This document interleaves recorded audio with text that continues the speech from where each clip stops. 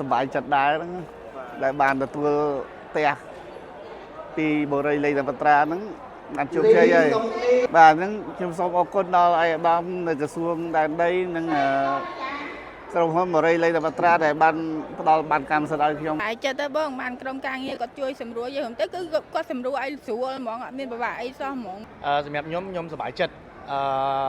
ตั้งปีนับในปนบ้านตัวบ้านอันนี้คือจีบ้านที่ปีแต่ยมตัวบ้านปีกำลังมวยนั่งบ้านเลิกที่มวยไอ้แต่นี่คือการเชิงบ้านเลิกที่ใบบากระทรวงไง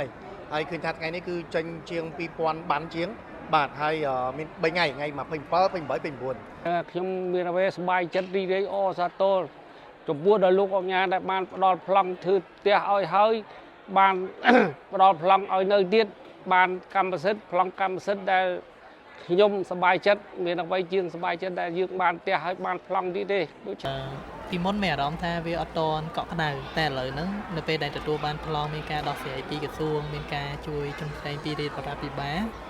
មានអារម្មណ៍ថាកក់ក្ដៅនៅពេលដែលទទួលបានប្លង់មកបាទខ្ញុំមានការទេអ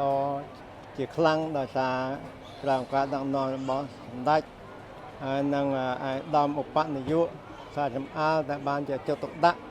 ជួយដោះស្រាយពួកខ្ញុំដែលជាអតិថិជនបរិយាលេងវត្តរានេះ